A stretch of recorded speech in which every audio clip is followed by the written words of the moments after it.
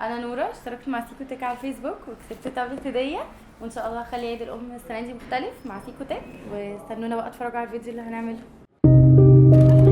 بصي يا ولادي عاملين لي ايه.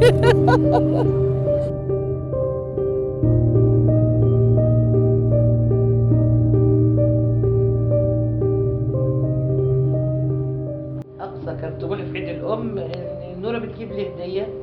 آه، قبلها بشويه بقى يوميها، يعني هي دي كانت اقصى طموحي في عيد الام. امبارح انا لغايه دلوقتي مش مصدقه اصلا.